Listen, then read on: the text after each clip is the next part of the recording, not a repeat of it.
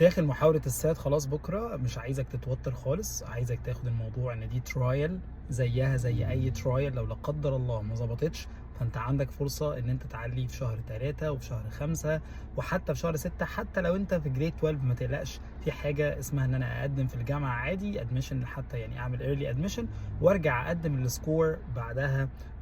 بعد ما يطلع مفيش مشكله حتى لو متاخر، طبعا الجامعات الخاصه يعني.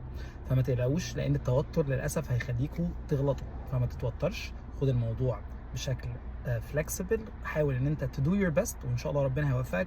انتوا تعبتوا وعملتوا اللي عليكم، خلاص مش وقت دلوقتي ان انا اسهر واذاكر، مش الليله بتاعت النهارده هي اللي هتفرق معايا. لا، انا عايزك تنام كويس، تصحى كويس، تروح بدري قبل الامتحان. ما تنساش تاخد معاك اللابتوب تكون محمل عليه البلو بوك، ما تنساش تطبع الادميشن تاكت معاك وانت رايح. خلي معاك برضو ورقه وقلم، هم في الغالب هيدوك ورقه وقلم هناك، ولكن خلي معاك برضو ورقه وقلم عشان تاخد نوتس، تقدر تبقى مرتاح كده وانت بتحل. ما تنساش ما تديش اي سؤال في الامتحان بالنسبه للانجلش اكتر من 2 minutes، حتى الريدنج 2 minutes ماكسيمم. ابدا بالجرامر زي ما اتفقنا، وبعد كده انتقل بعدها للريدنج، اديله كل الوقت اللي فاضل. ما تسيبش اي سؤال فاضي، انت كده كده بتاخد درجه على اي سؤال هتحله لو صح حتى لو بالحظ. فما تسيبش اي سؤال فاضي. ولو حد لسه ما اتبعتلوش ملزمه اهم الكلمات المتوقعه للترايل، يكتب لنا مهتم وهنبعتها لكم في الرسائل. بالتوفيق للجميع، سلام.